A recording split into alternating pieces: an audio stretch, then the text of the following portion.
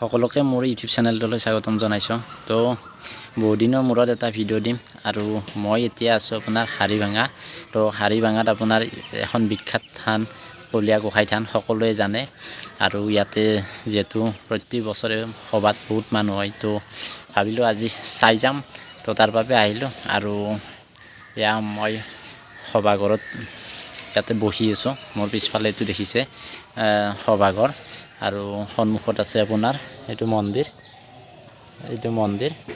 তো ভিতৰত নোসোমাওঁ বাৰু, বাহিৰৰ পৰা আপোনালোকক ইয়াৰে কিছু পৰিৱেশ দেখুৱাবলৈ চেষ্টা কৰিম আৰু চাওক ইয়াৰে পৰিৱেশ।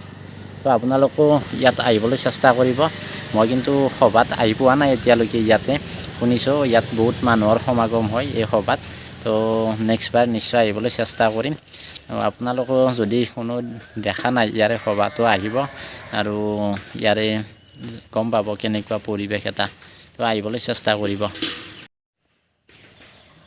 তো এইটো দেখিছে মণিকূটটো কি সুন্দৰভাৱে বনোৱা হৈছে আৰু এয়া শ্ৰী শ্ৰী কলীয়া গোঁসাই থান, হাৰিভাঙা, নলবাৰী, অসম।